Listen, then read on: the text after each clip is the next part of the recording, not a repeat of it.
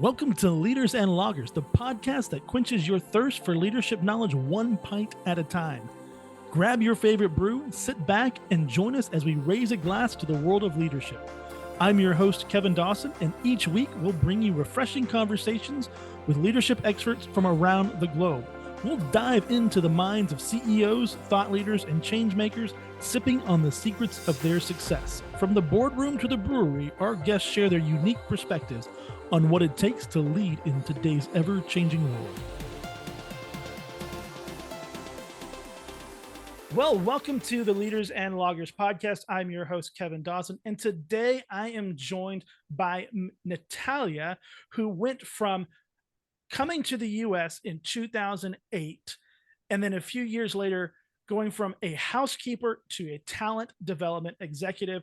And today she is joining us to share her story on why leaders need to be great at talent development. Natalia, welcome to the Leaders and Loggers podcast.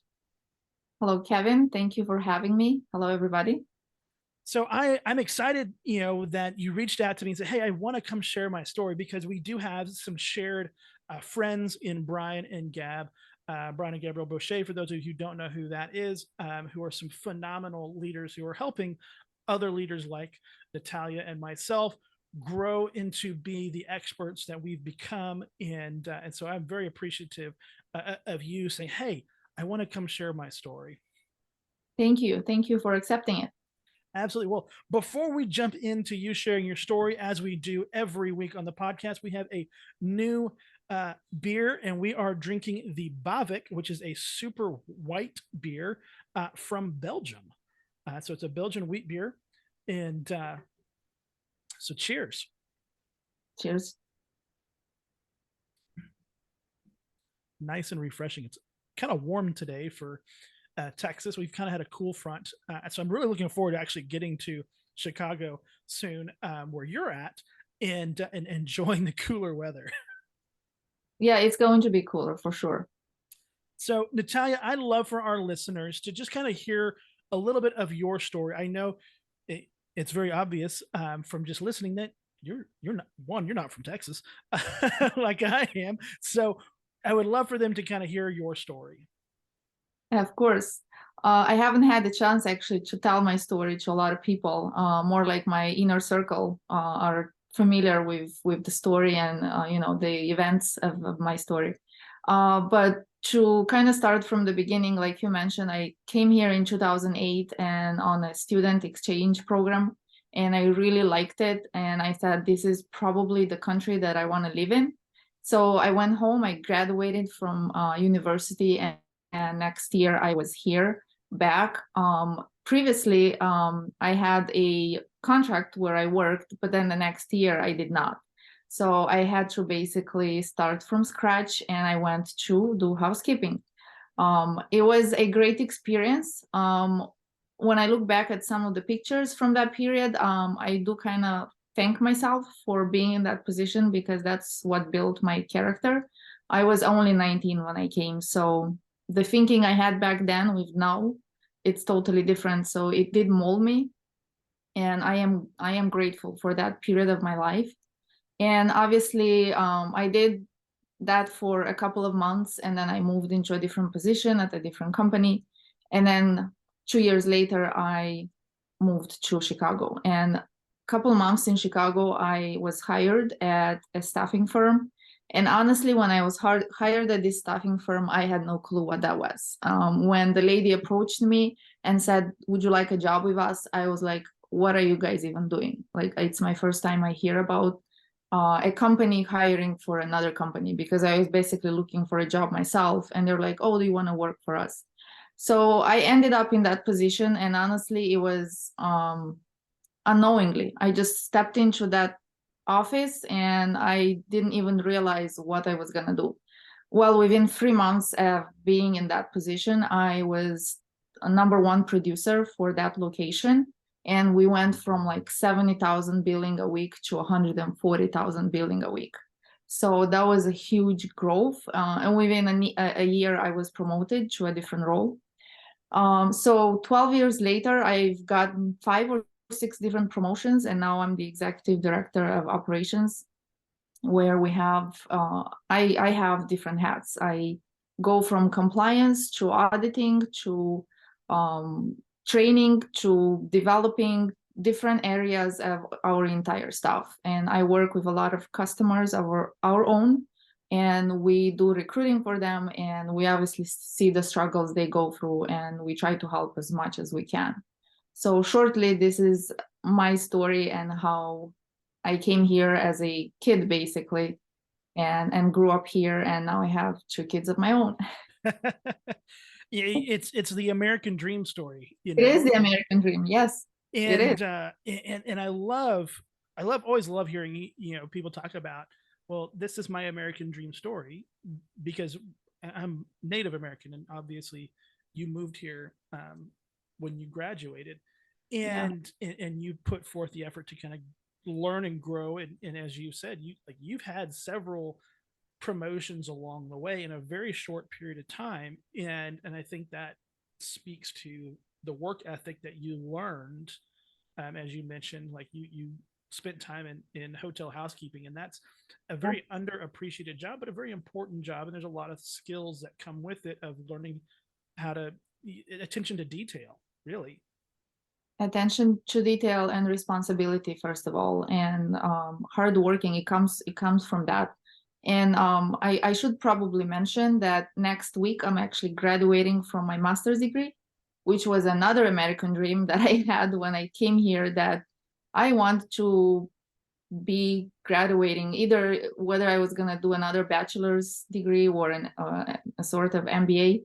And this is my other American dream that is about to come true. Well, congratulations on that. I know that's a lot of hard work. You know, one, because leaders are learners, so that makes perfect sense that you wanted to continue your leadership journey by learning some more Yep. things. And as you've learned, I mean, I always find it interesting talking to people who are in the staffing world. I've got a lot of friends who work for staffing companies, and and there is an art to helping people find the right role, the right place, and get them connected. And I think for leaders in general, there is an art to understanding people, to develop them and make sure that they have a sense of belonging, a place for them to go. And so I'd love for you to kind of just share your thoughts on why understanding the people that you work with and making sure that they find the right place is such an important aspect of leadership. Well, I will start by putting myself 7 or 8 years back, when I was still somewhat recruiting and being in charge of a recruiting team. Um, that can't be explained. Like you said, it's an art. So when a person walks into your office and sits down at the table with you for a quick interview to go to a job, I personally just have the feeling this person is gonna work or this person is not gonna work. So we do have a bunch of questions, obviously, that we ask, right? As leaders, we want to screen our people. We want to know what their strengths or what their weaknesses are. So we do have, like, a group of questions for separate different areas. And there is just this feeling that you have in speaking with a person. So when you teach the recruiters, so when I later on moved into teaching them best ways of recruiting, or screening employees for their projects, is just pay attention to a person's demeanor, right? How do they talk to you? How do they respond? Do they take the time? Do they rush you? Are they being nice or rude? So these are a few, like, it doesn't necessarily need to be a skilled or qualified person. That it's more like, how are they going to portray themselves in front of that customer that you're sending them to represent us, first of all, because we send them in our name. So always I just teach our recruiters, take your time, talk to as many people as possible, learn of their personalities, first of all, and then move on to their experience, because that's going to give you a much higher rate of retention than have to keep going on recruiting for the same position on and on. So that's what I always do, and I keep doing because I know that's what worked for me. And it definitely is something that you have to connect with that person. You have to be able to have some sort of breaking point between you and them so that they feel comfortable and that they trust you. That's very important. You hit on a few things that I think is really important for all leaders to understand when dealing with people, especially when you are looking to bring somebody onto your team or in your role, trying to help them get onto a team. And you're trying to understand kind of the psychological aspect of the person, and so that takes understanding, as you said, what's their demeanor, how do they respond, how do they talk, because I think it's those soft skills that sometimes are more important than just the hard skills, because I can train somebody to do a task, but it's hard to teach soft skills sometimes. What's the appropriate way to respond? How do you build values? How do you do some of those things? And so as you are teaching your team, here's what you look for. What are some of the key components that you believe are important for leaders to look out for when evaluating people who are going to come onto their team? Yeah. So like you've said, and we've mentioned, you can't teach someone to be a human being, but you can teach them to learn something, right? So we all became leaders. We didn't, we were not born leaders, so we became leaders. So obviously that's something you can learn along the way. But if you have those capabilities of understanding, patience, and obviously respect towards whoever you work with, everything else comes along. Because if you put in the desire and if you put in the time to learn, you could definitely get that person to where you want that person to go. So I always engage with everyone. I am a hands-on leader. I don't never tell them this is what you do and move away.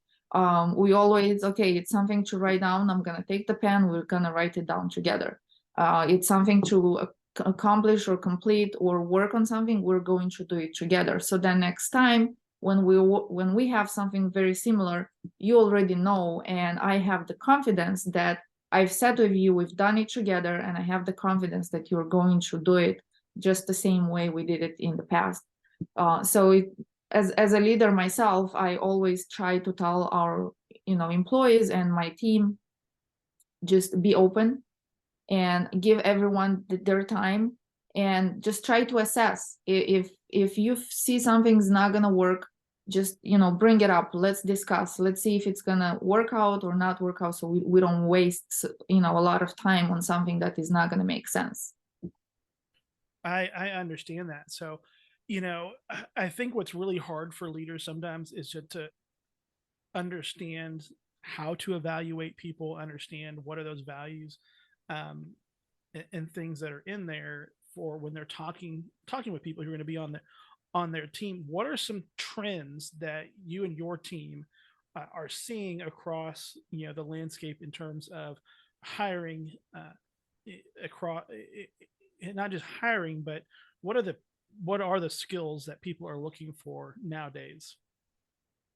So you know what, COVID changed a lot of things, so I'll tell you that. And while before working in an office was absolutely normal, now it's the opposite. So every time we recruit someone or we try to bring someone in, the first question we get is this a remote job, or can this be a remote job, or can this be 2 days at home, 3 days in the office? So when we try to talk to them and explain and bring up these are your job, will be job responsibilities, job duties. One of the skills that our customers are looking for is being available and being there every day. So obviously responsibility. With COVID, we've seen a lot of changes where people don't want to go to the offices anymore, or they call off and they think that's okay, just because of the COVID and the remote working. And this remote working is great, but it doesn't work for everyone. You've probably heard of situations where employees were saying, oh, I'm working from home, but they haven't opened up their computer in a full month. So responsibility and being there every single day is one of the struggles that we see right now. And obviously number two is pay.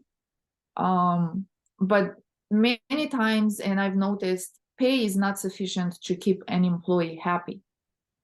Even if you pay a lot, if you have a toxic environment, or if you have one or two people that are going to, bring in negativity to work and instigate in certain situations, then that high pay is not going to help anymore. I prefer to go work somewhere with less of a pay, but feel happy, wake up happy in the morning that I want to go to work. So in fact, at my current employer, there used to be a period where I had a shift from 3 a.m. to 3 p.m. And I would be in the office by myself at 3 a.m. recruiting for a company that needed people like on a daily basis.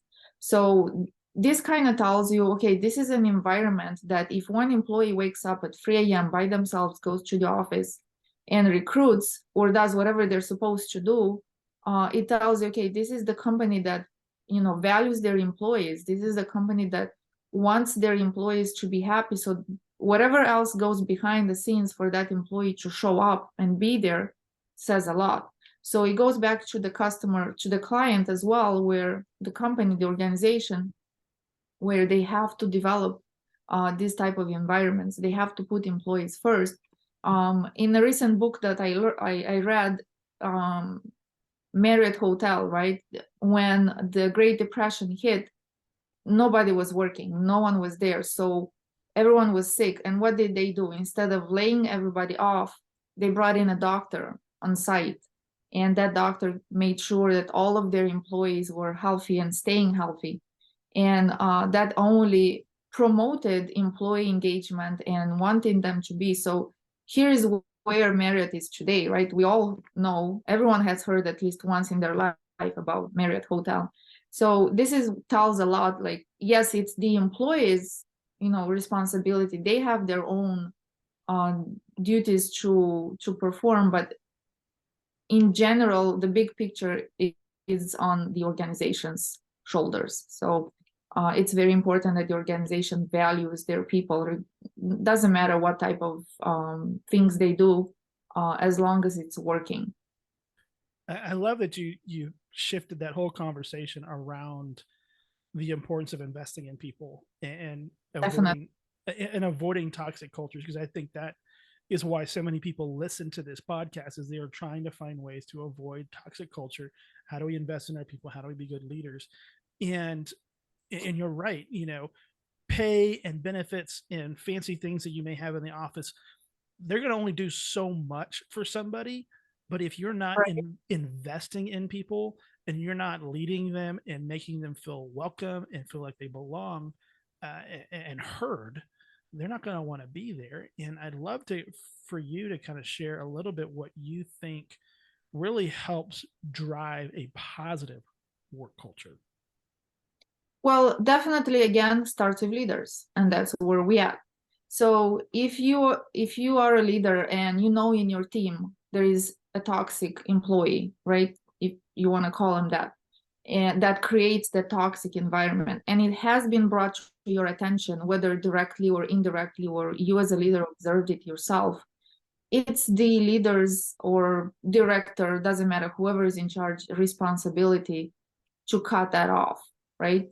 If you take no measure and if you let that happen because you say, yeah, they might be a toxic employee, but they are a great performer, right? So you have to be able to balance. What do you want? A great performer that's going to perform here, and then everybody in your office are going to get tired at some point and leave you, because no organization can survive without the employees. So if that toxic person is the best, skilled, qualified at their job, everybody else is going to suffer. So that one person is not going to do 20 other people's job.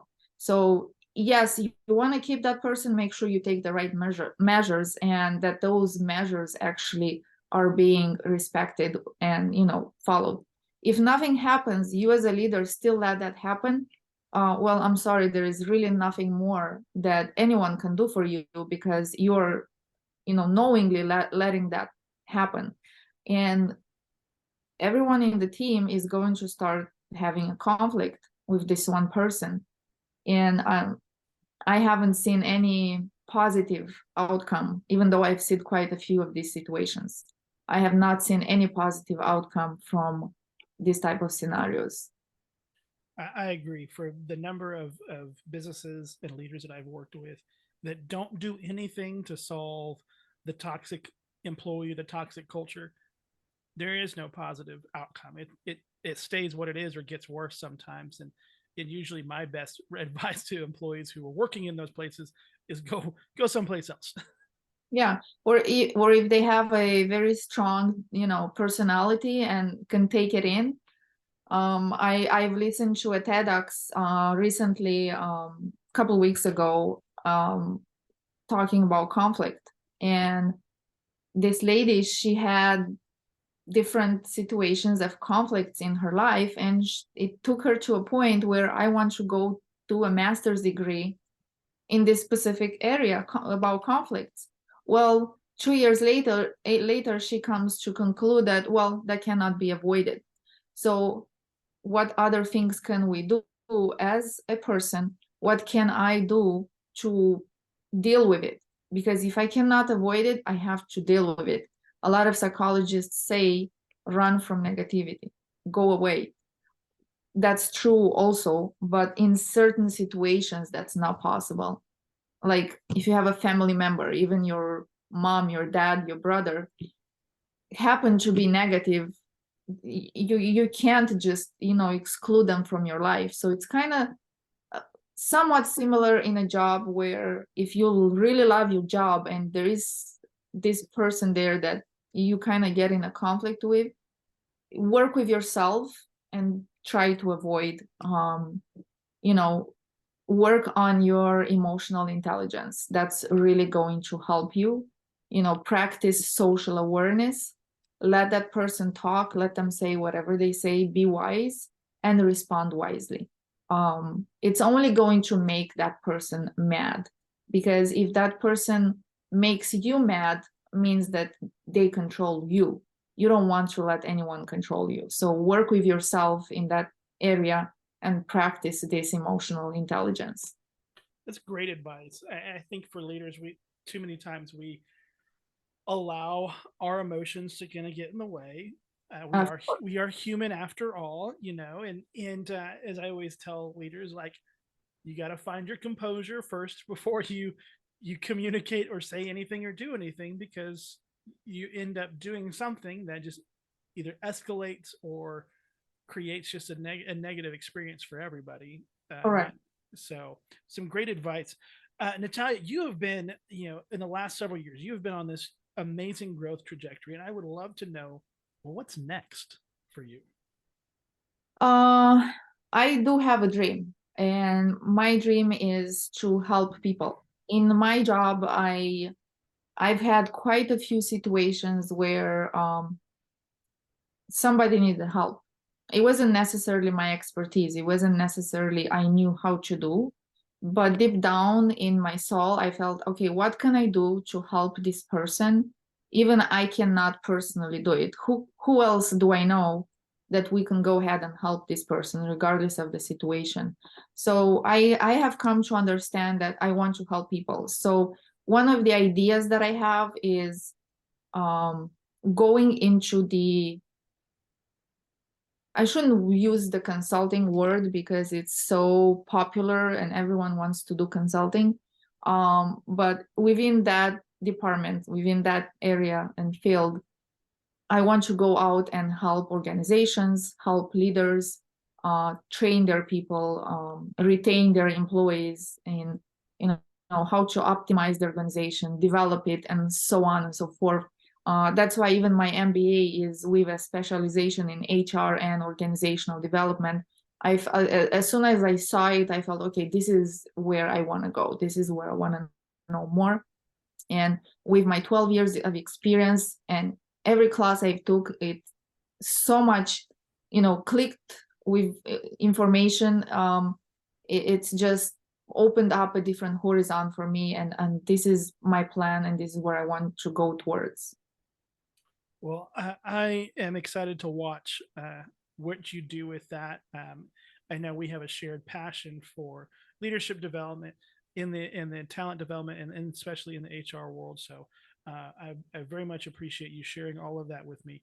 It is time for last call, and so what I love for our listeners to hear from you. What is something that they can be doing to be a better leader this week? Very important advice. Don't be bossy. I've heard this saying. You as a leader can tell me, I might forget. You as a leader can guide me, I might remember. But you as a leader, take my hand and show me, I'll remember. So always be a hands-on leader and be there for your team instead of just demanding things to be done. It's definitely going to bring better results. I love it. I love it. Well, Natalia, how can our listeners learn more about you, connect with you after they've heard all of this amazing conversation today? Yeah, I am on LinkedIn. It's just my name, Natalia Motoc, Motoc, my last name. I recently started, developing my page more and adding more things, so I'll be more active there. So definitely look me up on LinkedIn, Natalia Motoc, and you'll find a lot more information about me. Well, Natalia, thank you so much for sharing your story, sharing your insights. And I really appreciate you reaching out and saying, hey, I want to share my story. Thank you, Kevin. And thank you for accepting again. It was a pleasure. Well, I appreciate it. Well, thank you for listening to the Leaders and Loggers podcast. If you felt like this was a great conversation, please share it with someone who you think needs to hear it. And if you haven't, make sure you subscribe. We're on all the major streaming platforms and on YouTube. And join us next week for another Pint and Conversation.